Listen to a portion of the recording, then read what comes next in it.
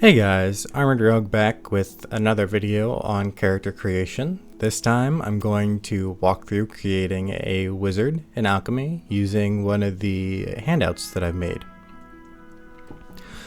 So first thing is we have our brand new character here that doesn't have any information input besides the random rolls that come with the Alchemy character sheet when you create a new one.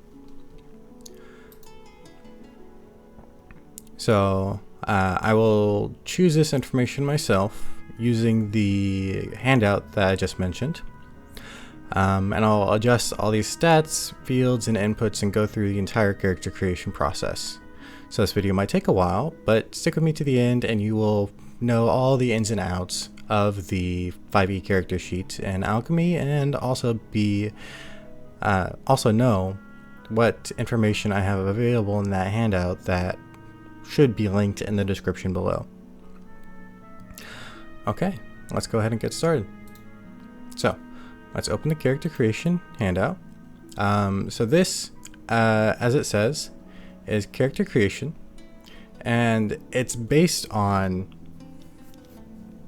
the SRD. So all this information comes from the SRD, or just a little bit extra from the basic rules chapter of D&D Beyond for some little information that's not quite there, as well as my own words to help you figure out things for the Alchemy character sheet. So let's go ahead and get started. Here we have the intro to the article and what it's for. Hey, welcome to Alchemy. This handout was created to help you to create your character without having to lead the game as much as possible. As you work your way through each section, you can fill out your Alchemy character sheet, I'll have to add an R there, with the aid of instructions in the article below. All the information within this, I do have some typos, don't I?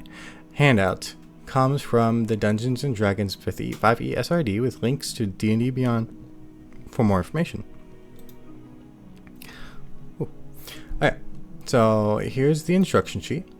This you can share with your players or look at yourself for all the information on each of the tabs and fields within the 5e character sheet. So we will be talking about this stuff as we go through, but this is always going to be here for your reference in case you need to know about a specific section or you forget. Especially down here at the bottom where it talks about the equipment and it goes over the fields for each type of equipment and what you're able to do with actions and attack rolls. Good reference information there. Okay, back to the character creation. First section is choosing our race. So this is a breakdown of each race's characteristics. So for each race, it will list things such as your racial traits, what ability scores increase or decrease, the age range for that race, the alignment of that race range, the size of that race, the base speed, languages, and any sub-races they might have. Most of the races in the SRD only have one available sub-race, or none, and so you will need the player's handbook or extra supplements for more sub-race variation. So let's go ahead and look through a couple of the races here. We have dwarves. You can see the ability score increase, age, your constitution go up by 2, the average rate is between 50 and 350, alignment lawful, size, speed. Here are the specific traits for your for a dwarf. So you can get dark vision, dwarven resilience, and dwarven combat training.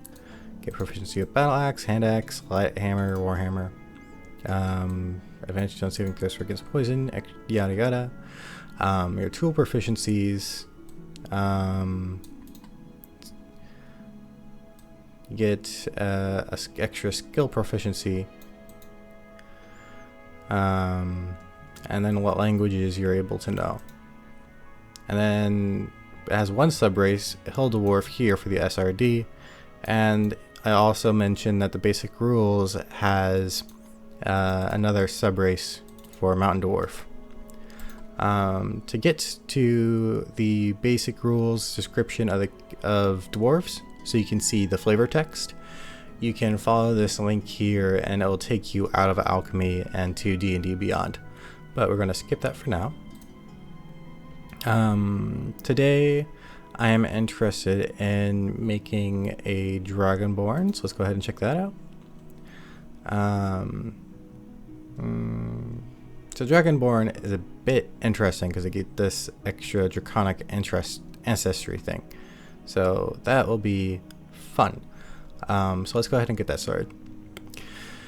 So what I mentioned in the character sheet instructions is that we don't have to copy and paste each one of these individually into the character sheet. We can just steal the entire thing.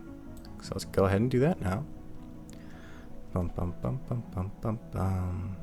So we can just go ahead and Control C for this, exit out, and go to our character sheet and go to features. We're going to input all this stuff in a moment, but we're going to go down to racial traits. We're going to make this field nice and big so we can see everything and paste it in. And so now you got all of your racial traits here. If you would like, you can split them up so you can start cutting and pasting into each racial trait will have its own name and description, or you can leave it as is and it will all show up. I would recommend adding a few hashtags here to make this show up in Markdown. And you can get rid of this full description on D&D Beyond thing because I couldn't copy the link, and that's fine. But then all of this will show up within your character sheet when you save. Let me show that. So now, racial traits, Dragonborn traits, and then it shows all those traits that we just added. Great. So let's actually read them and make those edits that we need to our character sheet. Again, we can use this little thing here to make it bigger. Once I find out where that corner is.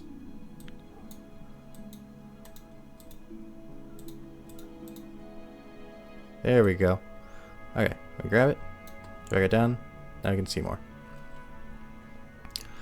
Okay, so ability score increase. Your strength score increases by 2, and your charisma score increases by 1.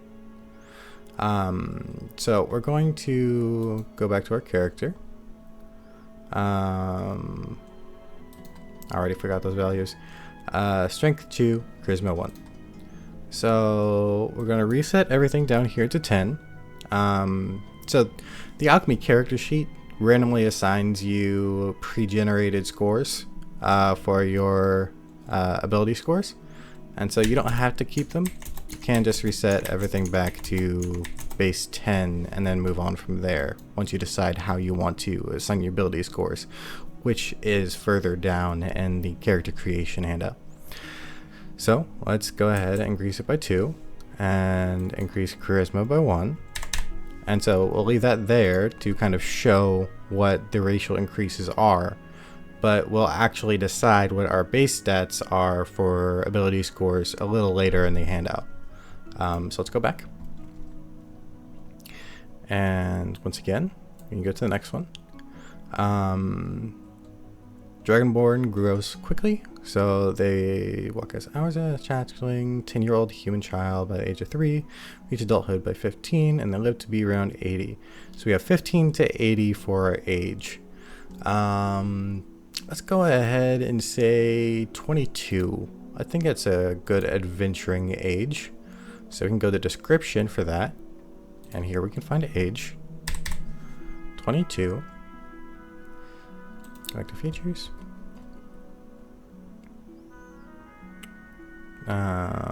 Let's see.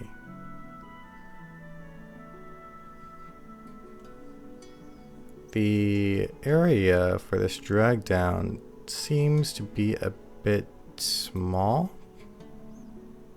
So I'll throw in some feedback on expanding where that button starts triggering. Alright, so next we have our alignment. I'll do this in batches, I suppose. We'll do our alignment and size next. Alignment tend to be extremes, so we're either good or evil, not really much on the neutral side. We're gonna play good, because I'm not much of an evil person. I don't got a bad side to me most of the time. So let's go with that. And then we're taller and heavier usually, so 6 feet tall and averaging almost 250 pounds. Heavy.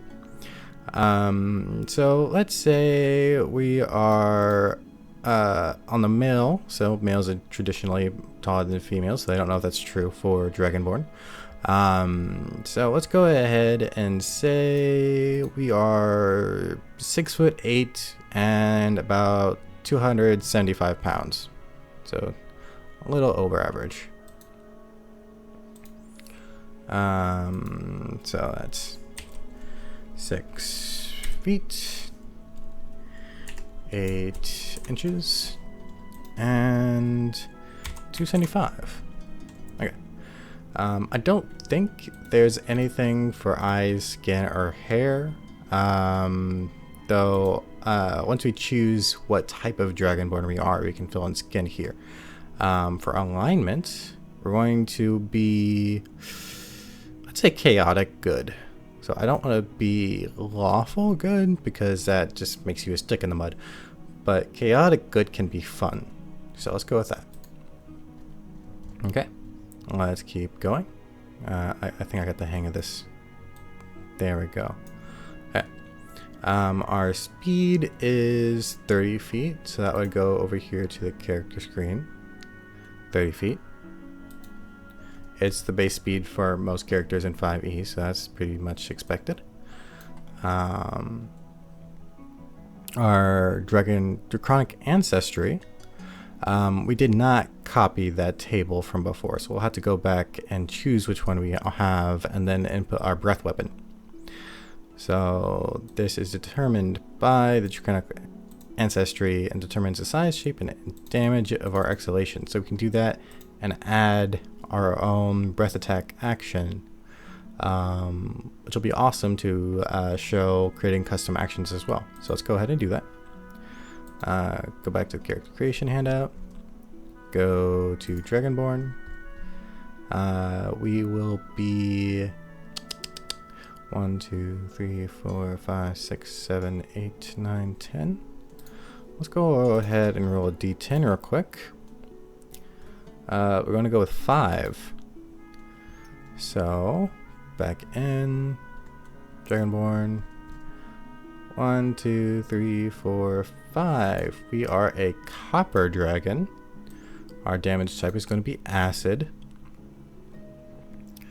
And we're going to do a 5 by 30 foot line of damage that requires a dexterity save. So let's go ahead and copy this. We'll create an action.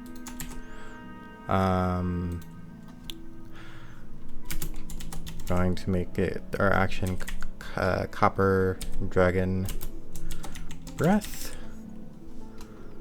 Well, copy the entire thing again.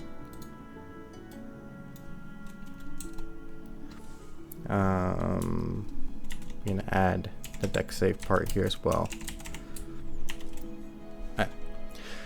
And we're going to make this an attack action and paste that description back.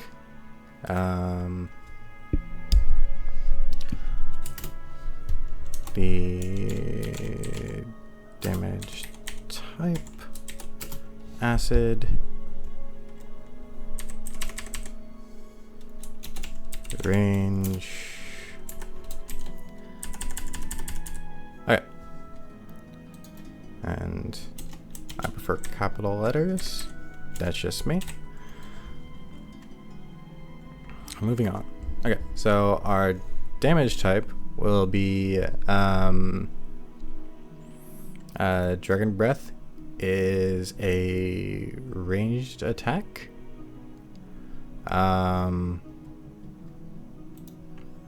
So dexterity? I might have to have a double check on the rules for that, but for now, dexterity. We're going to be very dexterous in how we aim our face for the attack. So the range is 30 feet. Just say 30 by 30. There's no ammunition for this. It does require a saving throw. Dexterity.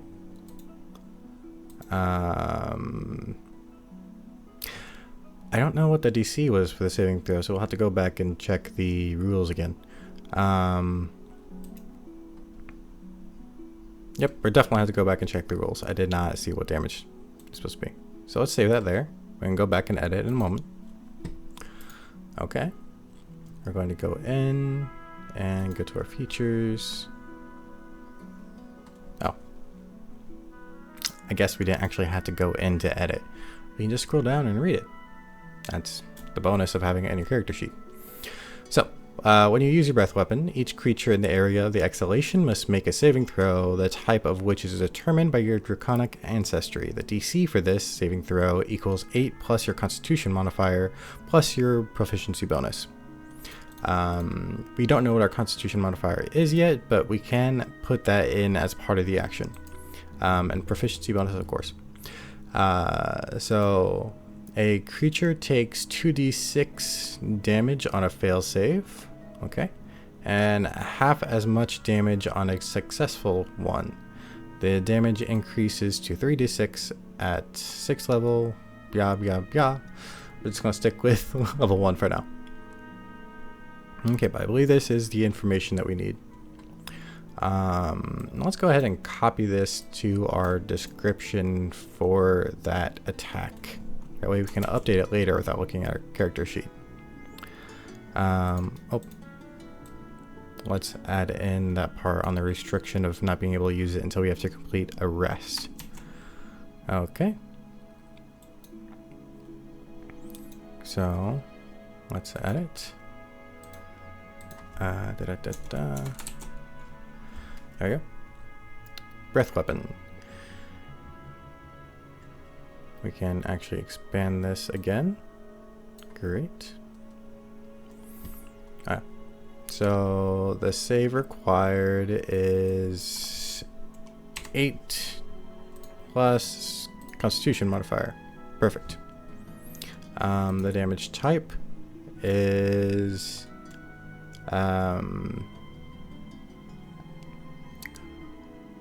so it takes 2d6 damage on a failed save and half as much damage on a successful one.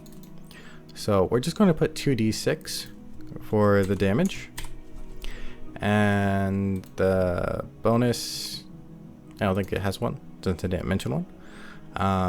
But we can put acid specifically for the type. And then once we rolls this, if they fail the save, then it'll be fine. We can just divide the damage and apply that to the enemy. Okay.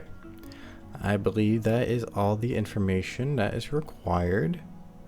That's it. Okay. You don't need to roll to hit. Because this is an attack with a save rather than something you aim. So that's what I was missing. So we can just turn that off. Say that the range is 30 feet. To get a better description, someone can just go ahead and click in. Okay. And yeah, saving throw, acid. Let's go ahead and give this action a try. So we right click, hit use. It will do 7 damage if they fail the save, and if they succeed the save, they will take half that, and let's be generous and round down, so they would take 3 damage instead. And then when you have an action that requires a save, it will pop up here and show the save action, and you can click on it and it'll automatically roll that save for your character. So we would pass the DC and we would take half damage if it was attack against us. Okay, now let's go back to our character and keep going with the edits.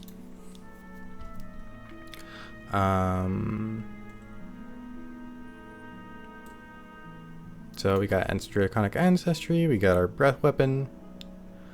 We don't get any tool proficiencies, it seems. We do get some damage resistance. I don't think that is something that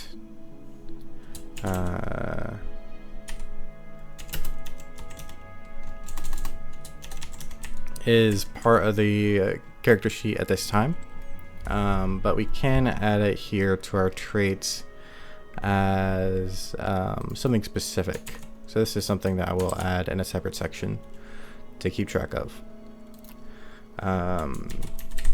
Copper Dragonborn are resistant to acid damage. Okay. Languages. We can read, speak, and write Common and Draconic. This is thought to be one of the oldest languages and is often used in the study of magic. The language sounds harsh to most other creatures, including numerous hard consonants and sibilants. So we can add those to our proficiencies up here.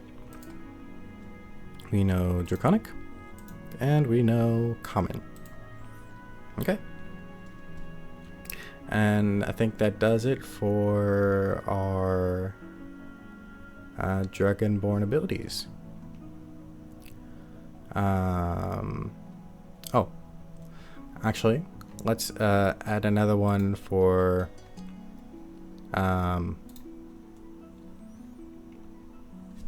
Copper Dragon Breath.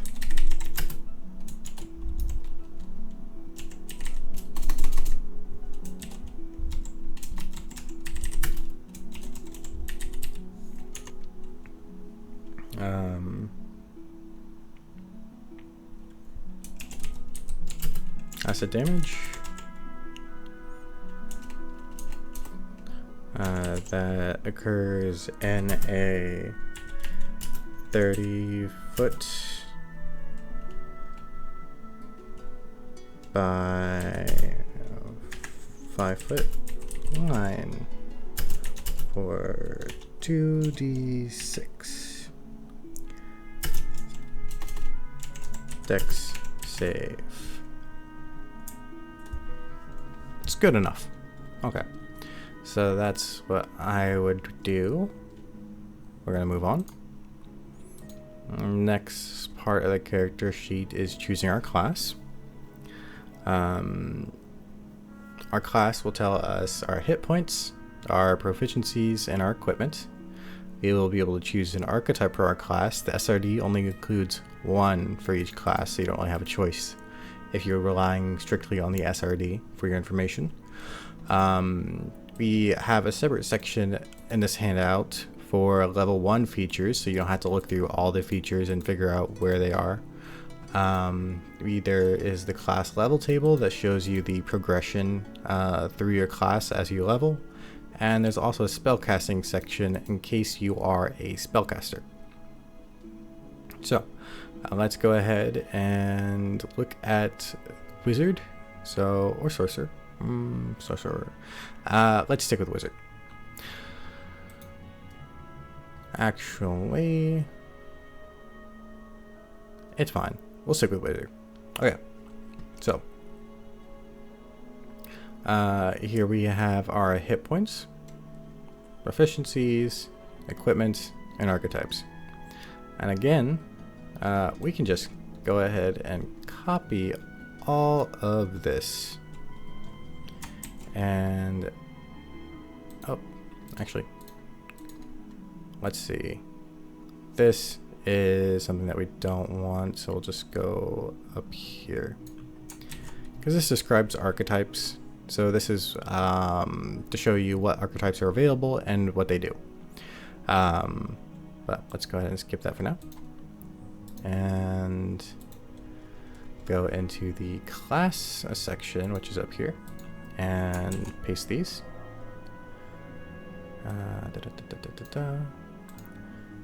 We can do the triple hashtags here to kind of differentiate these guys. So we get 1d6 per wizard level. At level 1, we start with 6 plus our constitution modifier. So we can add a 6 at right now for that. But let's go on and do our proficiency first. So we have proficiencies, nothing in armor, but we do daggers, slings, quarterstaffs, and light crossbows and darts.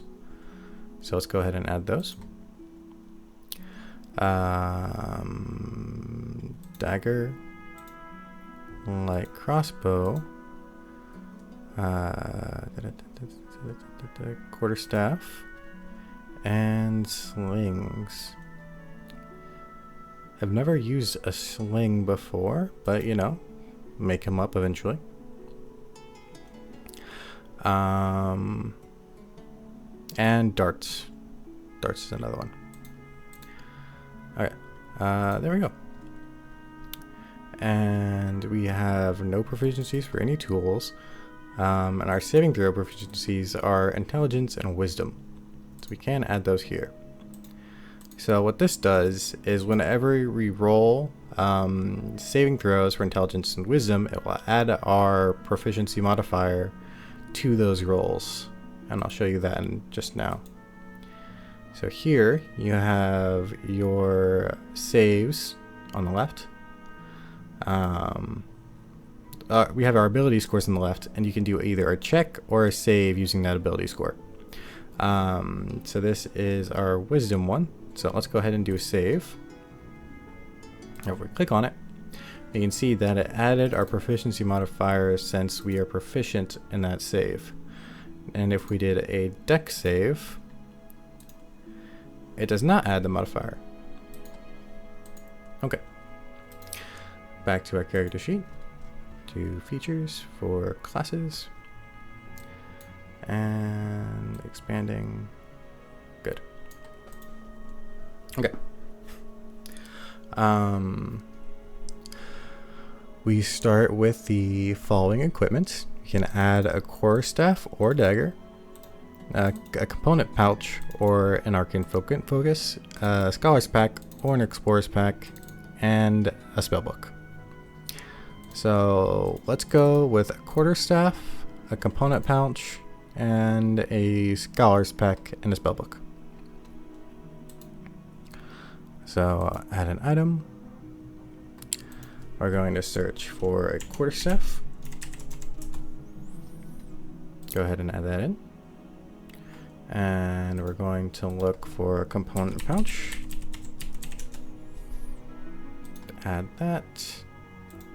I don't remember what the other one was, but I do remember one was a spellbook.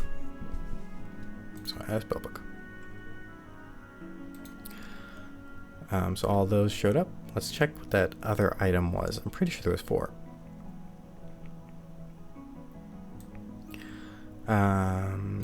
Scholar's pack or explorer's pack.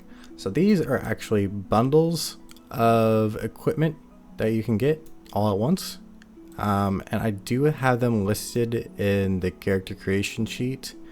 But let's go ahead and search and see if they are an item in the SRD. It is. Let's add the scholar's pack. Now let's see the description. It includes a backpack, a book of lore, a bottle of ink pen, 10 sheets of parchment, a little bag of sand, and a small knife. So I can do one of two things. Either leave it as it is, or go in and like add each of these individually to my inventory. I'm just gonna leave it as is for now, and I might put the individual and components in my inventory later as I use the character. So let's keep going. Back to features. And that is everything for our class in terms of... Nope, I lied. We have to go through our skills and weapons. I mean, just our skills. So our skills is the one that we haven't done yet. So we get to choose 2 from this list. Arcana, History, Insight, Investigation, Medicine, and Religion. I'm going to say Arcana and History. I guess I'm a Dragonborn, aren't I? So we'll go with Arcana and Investigation. I'm going to be like a detective wizard, I guess. So let's go ahead and do that. Arcana and Investigation. So you can select these little pips here to show that you are skilled in something. You can also look at a bigger description of a skill by clicking on it, and it'll pop up. And if you have the ability to be an expert in something, you can do that there. And if you have any additional bonuses from outside sources, you can add that there. So Arcana is for intelligence. Check measures your ability to recall lore about spells, magic items, eldritch symbols, magical traditions, the planes of existence, and inhabitants of those planes. Very helpful as a wizard. Okay. So, I believe that now covers everything besides my HP, which we can go do as well. So we still have to determine our modifiers, which I believe is next in the character creation handout. So let's go ahead and do that. We can increase our, reduce our HP by 2, because it starts as a base HP of 8, but it's fine. Just update it as you need. Your XP is basically empty. I know that the first level threshold for XP is 300, so I'm gonna put that in there. So let's go back to that class, and let me show you something for classes. So for each class, we have 2 things. We have the link to the full D&D Beyond description for the class, so you can see the flavor text, and we also have an embed code here that we can add to our character sheet so that we can easily see our features without having to go back and forth all the time. Let me show you that example. So I have copied this embed code, and I can go to our character sheet. And so this is our starting class features. That's great. And then I can add this embed code right. I'll put the embed code at the top.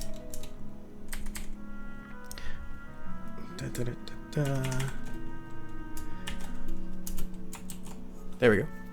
And so once you put the embed code in our character sheet, we can save it.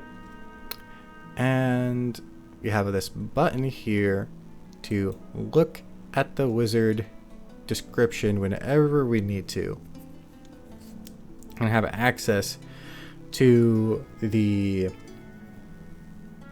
features and information for that class without having to go back to the handout and searching for that class. It also makes it easier to find and go back and copy and paste what you want to add to your character sheet. So as I said, this is our level 1 features. So for level 1, we have all this spellcasting information. We can also do ritual casting, spellcasting focus, And learning spells of first level and higher. It shows you how to learn your spells. And arcane recovery. You have learned to regain some of your magical energy by studying your spellbook once per day. When you finish a short rest, you can choose expanded spell slots to recover.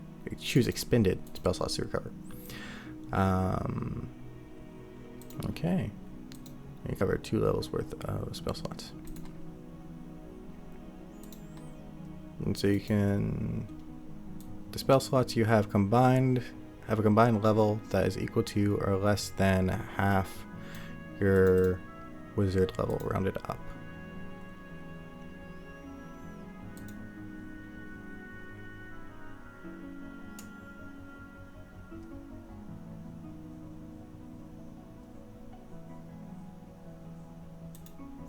I'm not entirely sure. I haven't really played a wizard before, so that's fine. And then this gives us information on our spellbook, which is great.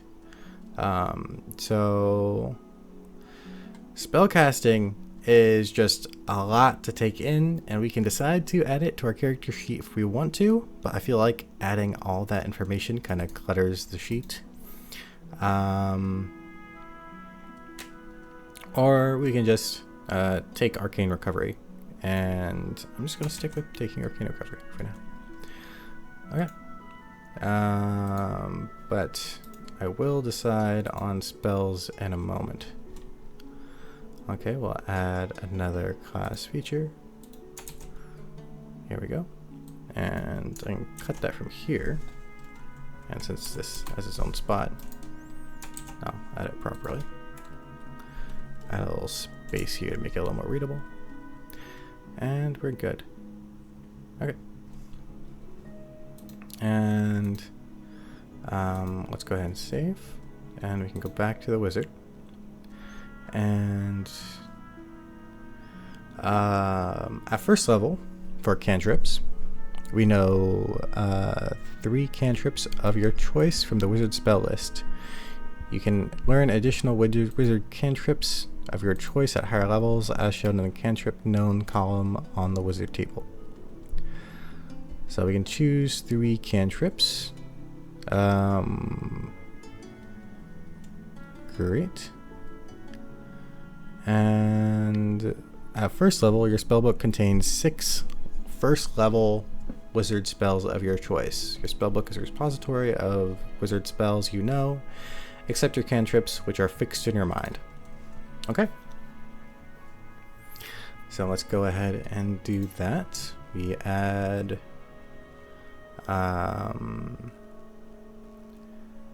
well,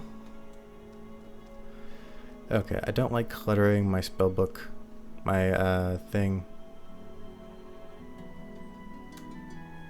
We'll just, yeah, I'm just gonna leave it here. I can always refer back to it. But 3 cantrips and 6 level 1 spells. Let's go ahead and do that. Okay, spells. So we have to choose our modifier for spells. For wizard, it is intelligence. And we can filter our spells by our class for the SRD. So we're going to filter them by wizard. Here I have the Lost Druid currently turned on for this game. So we have access to spells from there, not just the SRD. But we'll stick to SRD spells for now. So we can choose 3 cantrips. Acid Splash.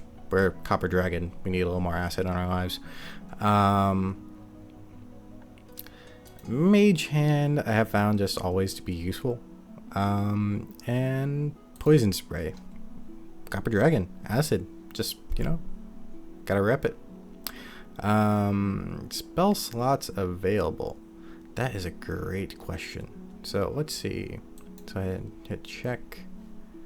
And check our wizard table for how many spell slots we have available in a day. So 2 at level 1. We have 2 first level spell slots, I believe. Let's look at the... Your spellbook has 6 first level wizard spells of your choice. Okay. And that's the cantrips. So for this table, this is your spell slots per day. And this is cantrips known.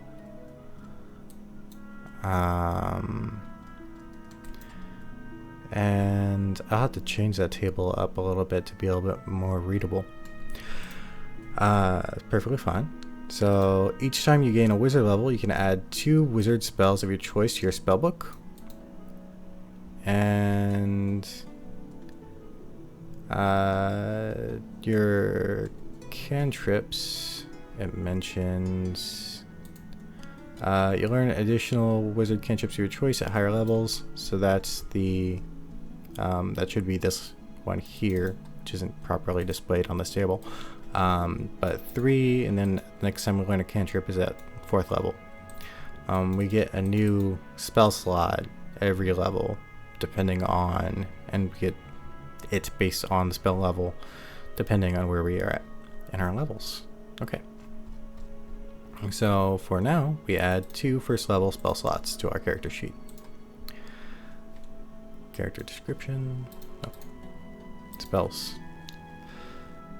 Let's go ahead and go in and do 2 first level spells. So this spell slot will show up here in our spell list, and it'll be 2 pips that we can use up as we go through our adventure as we use our spells. So let's go with 6 of these spells. It should still be filtered by wizard. Yes, it is.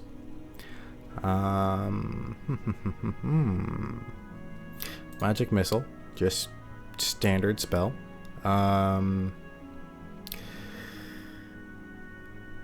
Unseen servant. Interesting. Let's go ahead and get that one. Jump. And what's that? 3? 3.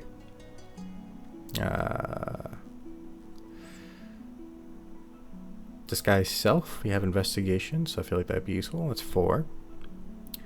Burning hands. And comprehend languages. Gonna be a detective wizard, as I mentioned, so that's gonna be fun. Okay, that's 6 spells.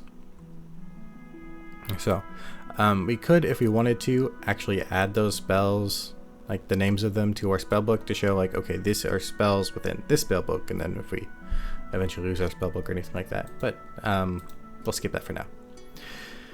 Okay, great. So that's wizard taken care of. So that's our race, our class. As I mentioned here in the character sheet, feats, the SRD only contains 1 feat, and I didn't add that here because it's just not really worth it. So consult your DM or another resource if you plan on using feats within your game. They will hopefully have a resource available to you to look at those options. Okay, so after races and classes, we go to our ability scores, finally. So here we can see what the ability score is used for, which classes find the most important, and the racial increases for those scores. So it'll also tell you the best way to generate those scores. There is an article for more on ability scores, but I'm going to skip over that for the moment.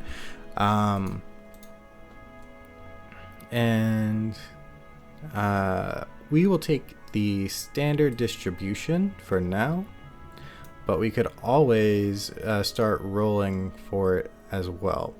So that's roll 4 6-sided dice, record the total of the highest 3 dice.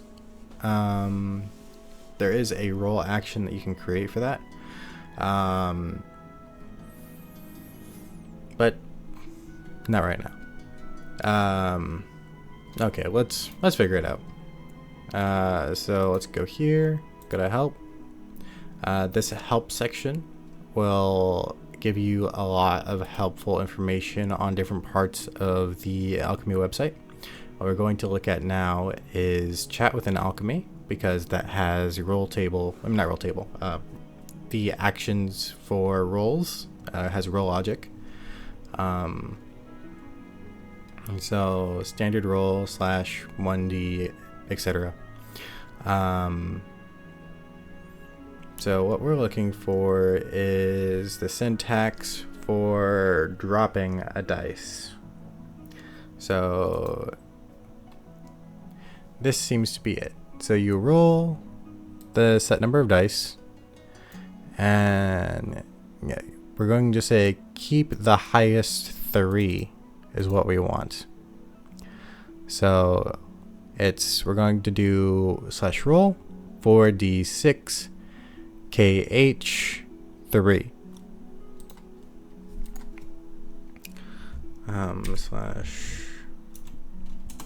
actually, let's make this an action because we're going to do this a few times. We're going to roll for ability scores,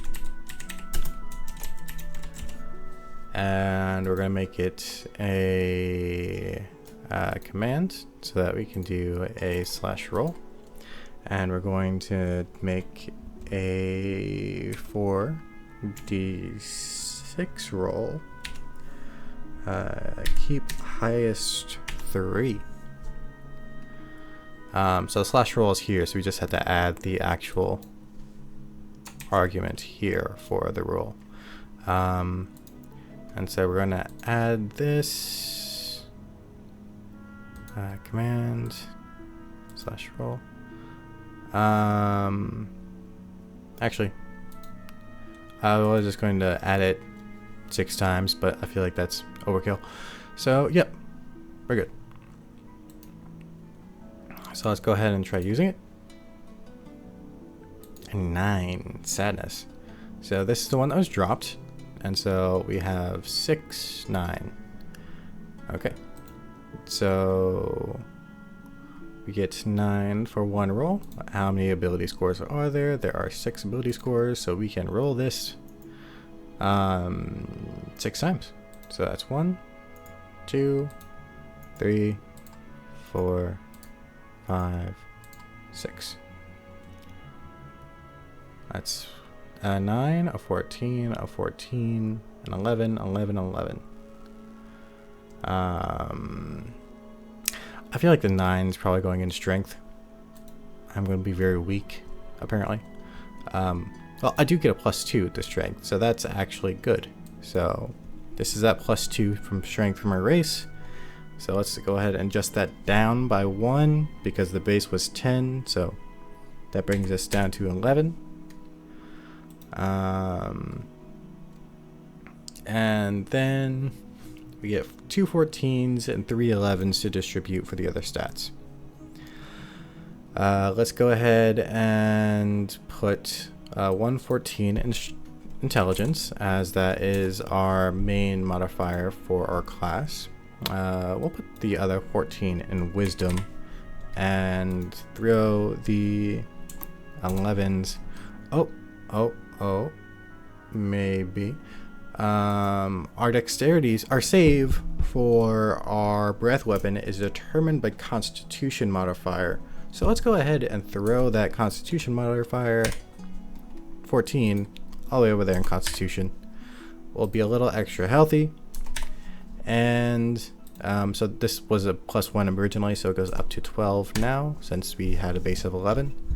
But now our con save, our con modifier, the save for our breath weapon will go up by 2 points because we have a +2 modifier from our con, which is awesome.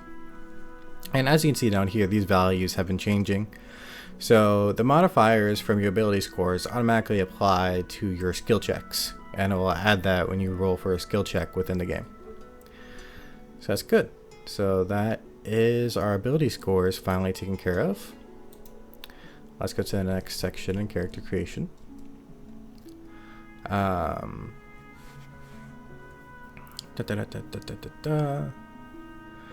You can choose to do point buy system if you wanted to. So this is a section where you really do have to go outside of Alchemy to see the information, because the SRD only gives you one background, the Acolyte, which is very limiting.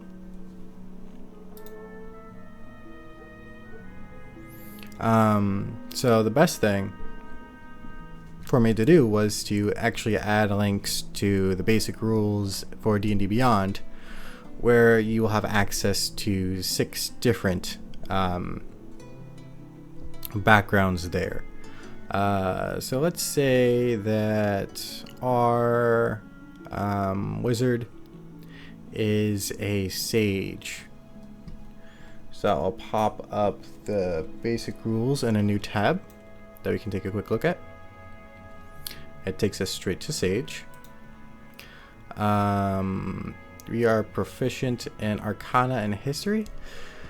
We already have proficiency in Arcana, so we can choose something else. Like if we talk to our DM and switch that proficiency out, or we can go back to so let's go back to our wizard proficiencies, and we can choose a new one there. So let's go back to our character sheet. Our wizard got proficiencies, Arcana and Investigation, so we can switch the Arcana from for our wizard to Insight, and then add the Arcana from our background, and then History from our background. Talk about that, and we're good. Okay. So we can actually copy all this and add that to our description tab for our background. And this is Sage. We get 2 languages of our choice to add. So let's choose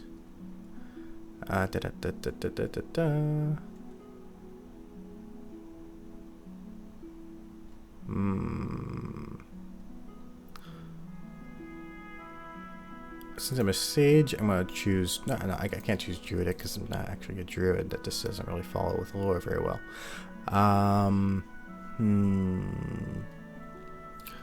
We will say undercommon and dwarvish, because maybe we are close to the Underdark where we're living, and so we have access to dwarves and undercommon. That sounds like it makes sense, kind of. Okay. So what else? Equipment. We get a bottle of ink, a quill, a small knife, a letter from a dead colleague who posing a question you have not yet been able to answer, a set of common clothes, and a pouch containing 10 GP. So let's go ahead and add the GP here. Get an extra 10 GP. Okay. And we can add these things to our character sheet if we want to, or just leave it here. I'm just going to leave it here for now. I'm going to skip that part for expediency's sake. But let's go ahead and look at the rest of the background. There's still some more information for us. We can choose our specialty. Let's see, 1 through 8 roll. So let's go ahead and roll a d8. We got a 4. So we are a librarian. Let's see, is there a section for specialty? So this is an issue to your character sheet. If you hit the X, it does not save. You have to always hit the check mark at the bottom to save your changes. Alright, So we'll go for Sage, and then there isn't a section for specialty, so we'll add our specialty there. Merrin, and go back to our description. We're going to copy that and paste it back. And our feature is researcher. So we can add this to here and type in the name.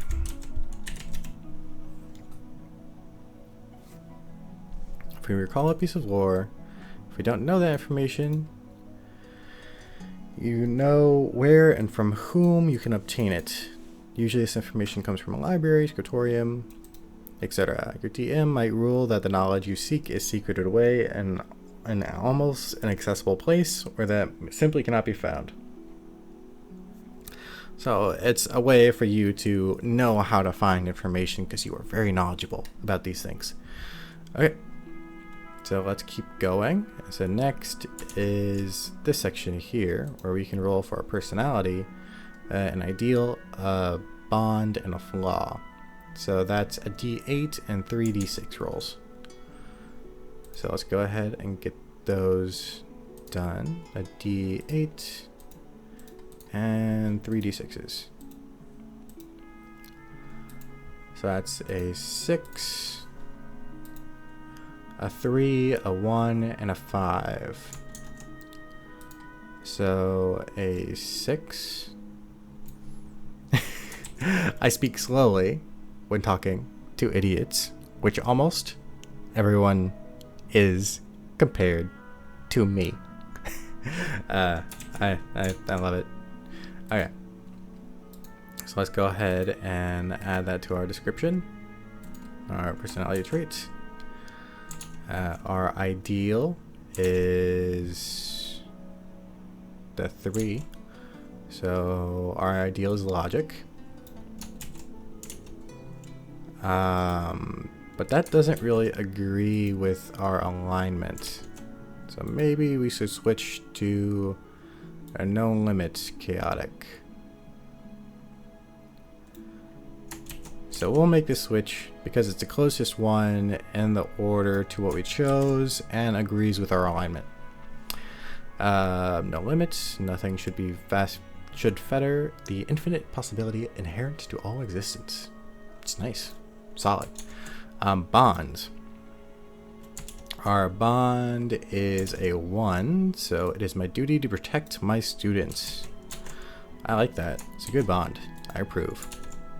And then our flaw was 5. I speak without really thinking through my words, invariably insulting others. That kind of fits with the original personality trait, so that works.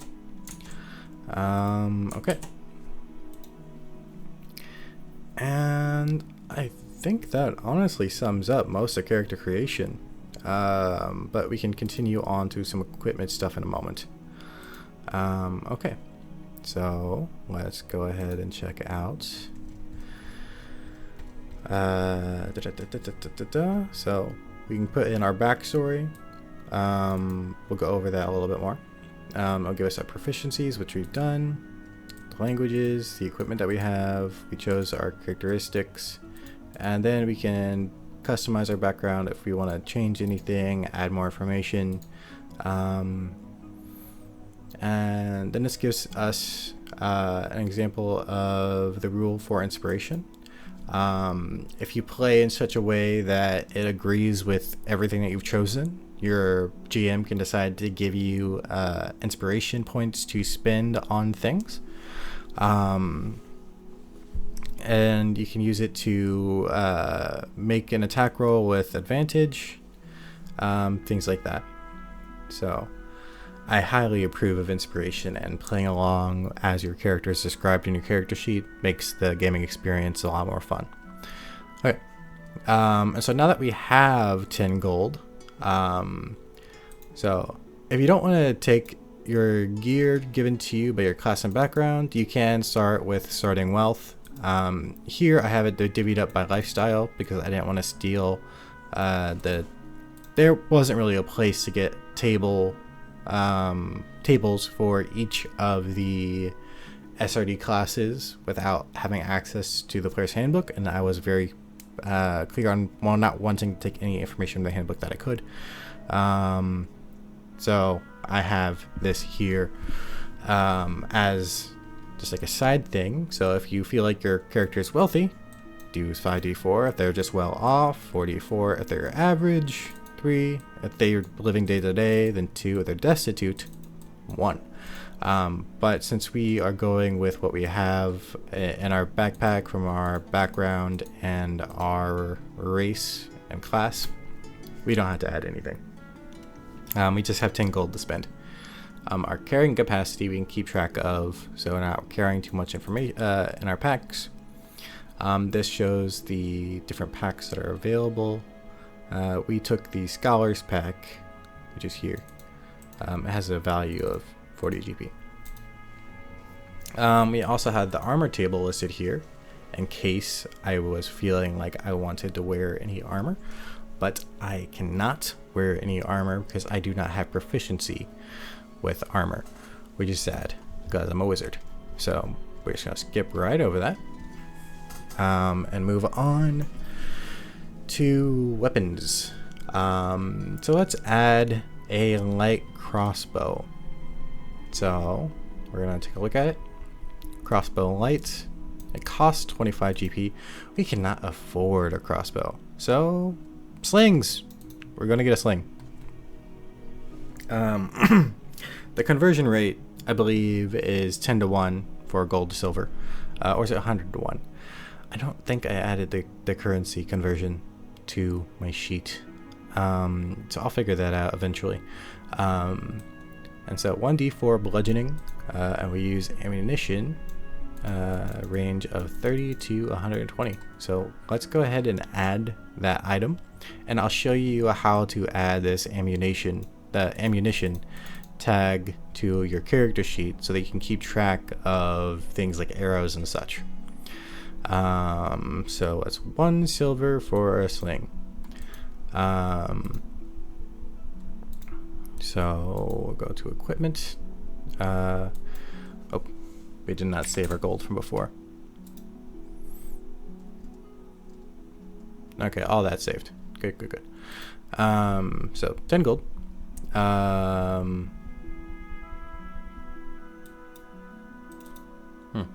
I don't really use Electrum, but let's say it's 100 silver to gold, so we'll go down to 9 gold and 99 silver, and we will add a sling to our inventory. A sling. We'll add this, and let's see if they have an item for stones or pebbles. Nope. How about just stone?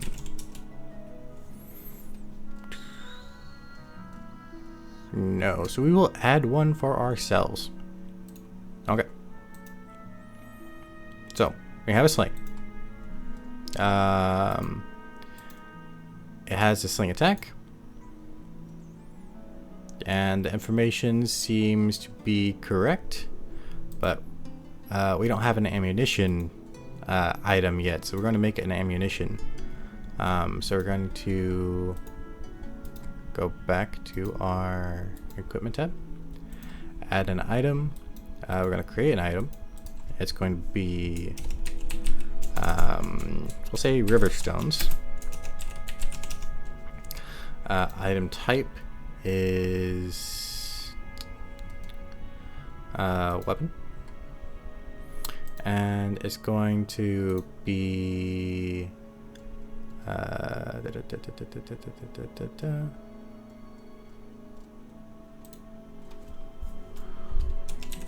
stones. Can't be added that way. That's fine. Oh, I can, just it doesn't go and go down. Gotcha. So weapon type. This is what we wanted to do. we want to give it the weapon type of ammunition. And we're going to say we have 15 river stones in a big pouch on our side. 15 probably a bit much, but it's fine. And so now that we have this ammunition item, we don't have to give it really a description or actions. You can just put river stones in the description. Having no description bothers me most of the time, so I like it when there's something there. And so in our equipment, we have 15 river stones and our sling. We can equip both of these so that our actions show up here. And that didn't update. Oh well. Oh, there we go. So here is the actions for those items. So as I said, we're going to update the sling attack to use river stones as ammunition. So since we gave the river stones the ammunition tag for properties, we can add it here, and then that means whenever we use the sling attack, it reduces the amount of river stones we have left in our bag. So that can automatically keep track of your ammunition for you, which is awesome. Okay, and let's go back to our character creation, see if we forgot anything. We have the weapons table, we have adventuring gear, so we can add anything from this table, and some information on those items here. So this is great, so in case you don't know what you want to add, but if you already know what you want to add, you can just go straight to the add item section in your character sheet.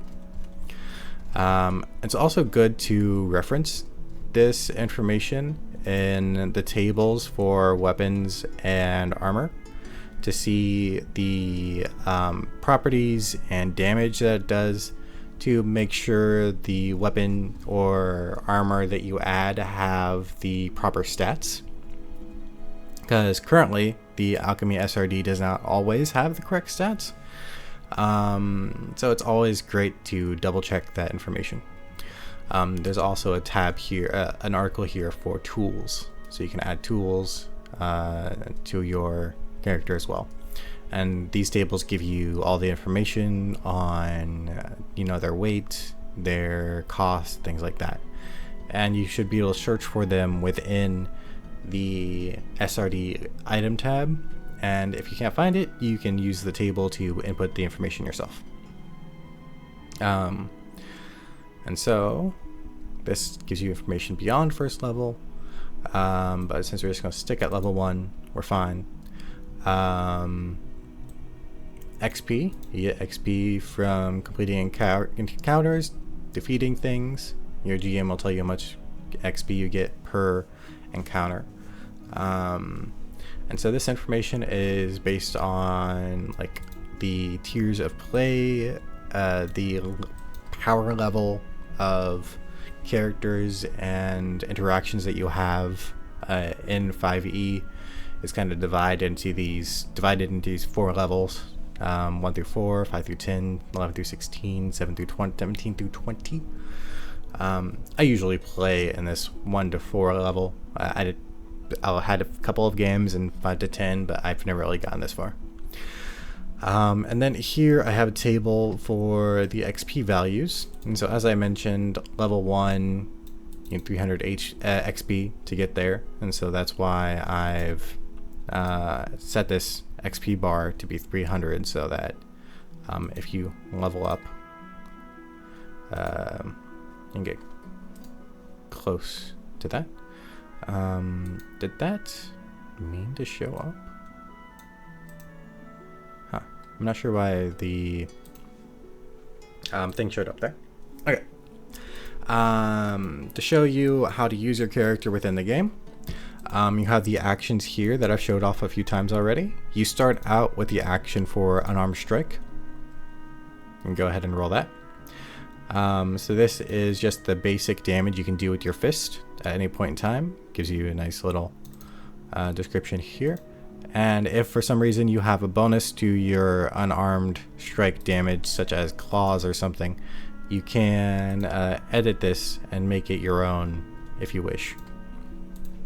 And then we have our quarterstaff attack that came with our quarterstaff weapon, if we want to use it one-handed or two-handed, and our sling. That's good. We didn't add an attack for our dagger. Didn't we get a dagger? I felt like we had a dagger somewhere. View, does a scar pack? Nope. Well, we get a small knife. So I can add a small knife to my inventory if I want to. We'll skip over that for now. So here we can use our checks and saves. So we can roll a strength check if we need to make a strength check, or we can roll a strength save if we need to make a save. And then for these rolls, you can roll them with advantage or disadvantage for both of them.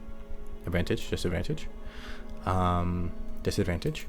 And I rolled 2 20s, 2 natural 20s. No matter which one it is, I am good. Okay. And same thing for your skills. You can roll for a check with advantage or disadvantage, or just leave it in the middle. So if you just click check, that works too. You can also use the check or save from the right click menu on these. For our spells, cantrips, you can just use at any time as a wizard. So, and then I already showed you the save feature in the chat. And then if someone wants to know the information on the spell, all they have to do is click on the spell in the chat and it pops up with all the information that you need. And when you use one of these first level spells, you will have to click these spell slots yourself to keep track of how many spells you have left to spend during the day. And when you rest, you can uncover the pip for the tracker. Let's actually go over trackers for a moment. You can add a tracker here in the tracker panel, and it can be either a bar or a pip. So something for a bar, let's say for some reason your GM has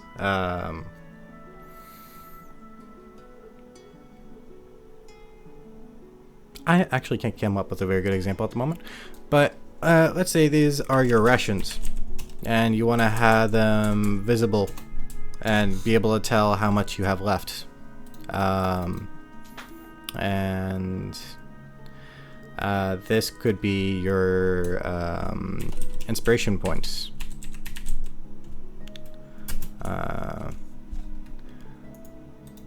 Inspiration. There you go. And then let's say you have 2 points of inspiration. Okay. And then I'll add these trackers to the right hand side. Boop, boop. I can say I don't have any, or I have a bunch. And you can easily adjust these trackers as you go, going up or down. And so that works for, there we go. Sometimes it takes a moment to update. So this is how you can change the HP and other tracker values quickly. You can just type in, let's say it's +2, and then it'll just add 2. Or it could be -3, and it'll go down 3, and it goes by where it was at the start.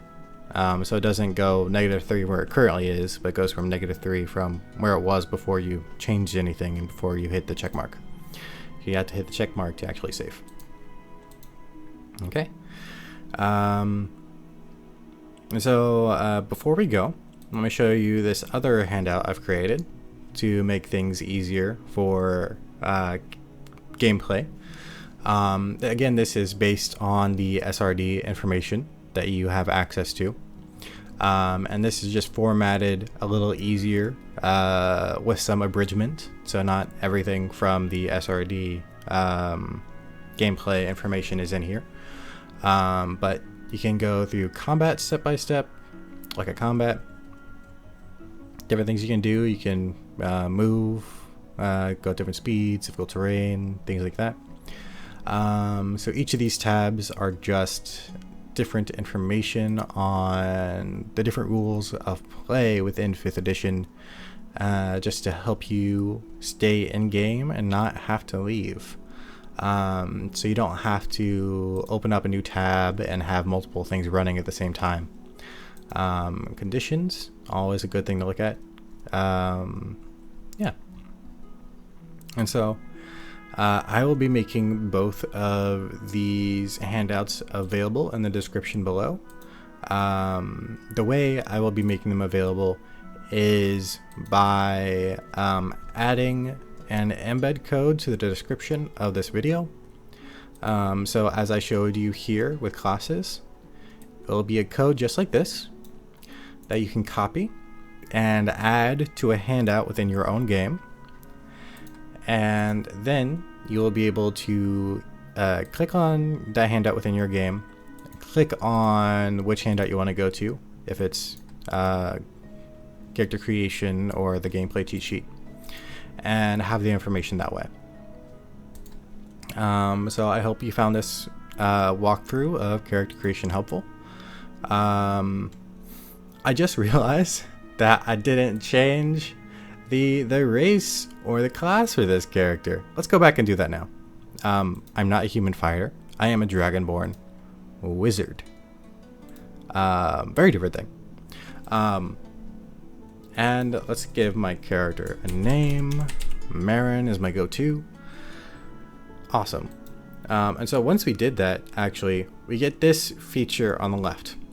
So, as a wizard, you can decide which spells you prepare on any given day. So let's look at that for the wizard spellcasting information. Preparing and spellcasting. It shows how many spell slots you can cast at first level and higher. To cast one of these spells, you must expend a spell slot.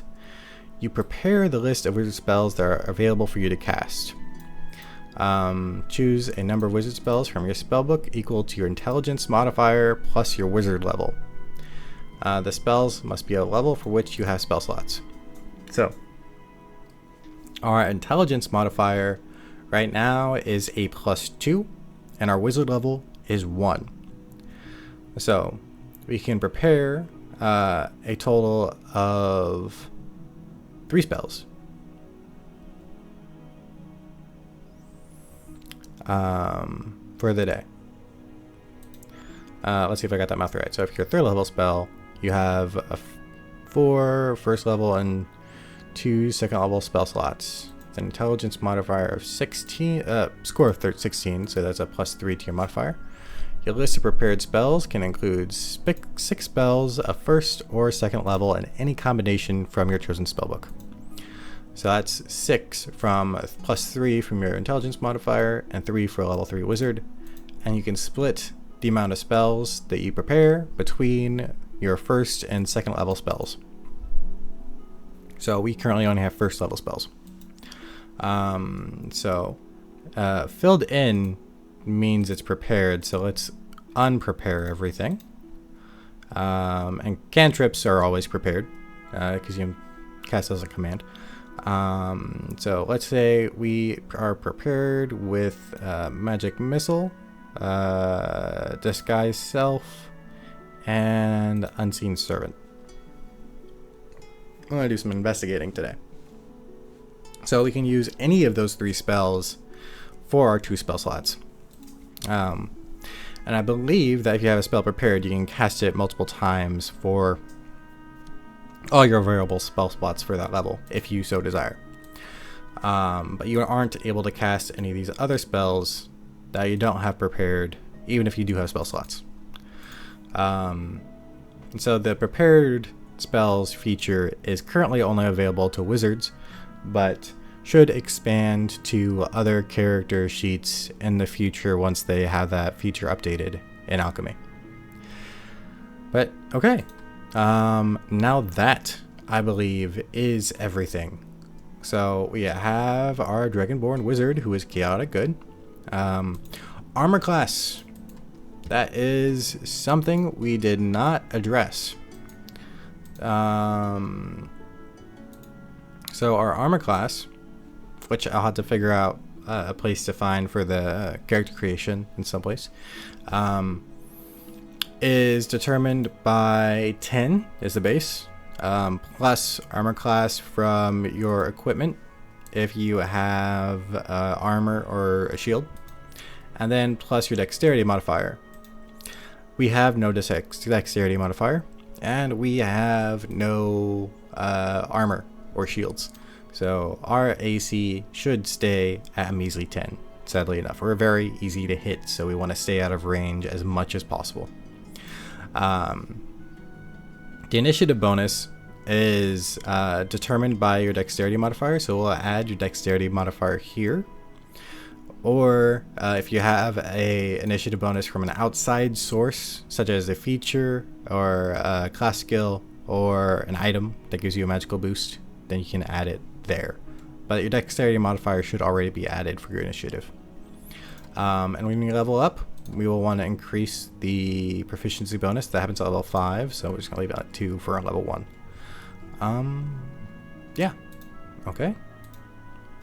And hopefully for the final time, that is the entirety of character creation and using your character within Alchemy. Just a couple of extra side notes is you have the journal where your spells and group chat is. So I don't know why I have Pirate Borg on the mind, so Scurvy Dogs is what I'm saying in chat. You can also keep track in your notes. So this is just for you. Other people don't see this section. This is for your own personal record keeping. And if you want to... So I knew I was forgetting something. So in the character sheet, you can add your connections for your character to different organizations, allies, and enemies. So this section is just for you and your DM if they look at your character sheet. This will not be visible to other characters, to other players when they click on your character sheet. What other players will see is this section here. They will see your age down to your flaws. All this information will be available for other players to see when they look at your character sheet. And then you can turn on and off the backstory. I teach at a school for detective wizards.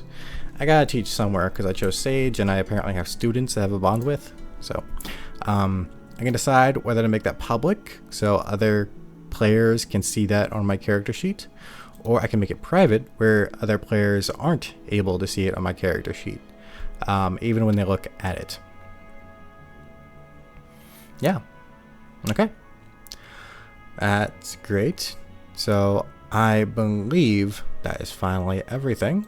In game, you can see the NPCs here. You can see if you have any watchers, if your game is being streamed, and when initiative. So when the GM starts an encounter, you will be able to roll initiative, and they will be able to start the game where it will roll roll for initiative for you automatically. So the GM is going to start initiative, and we can roll our initiative, and we have our initiative score. And we show up here in the encounter in the we rolled an initiative 14, so if there was other people in the game, it would show up there. And our GM can add a token for us into the game, and you can see it here. And then once we have a token, we are able to move the token, and the GM is able to move the token, but other players are not able to move your token, and you can't move any NPC tokens. You can also like drag and go across the map. It's lagging because I have another window open. Okay. So there's that. Yeah. Okay, that's everything about character creation, everything about playing your character in game. I showed off my 2 handouts that should hopefully be handy to you and your GM if you decide to use them within game. Yeah. Okay. I hope you guys have a great time and a happy gaming. Goodbye.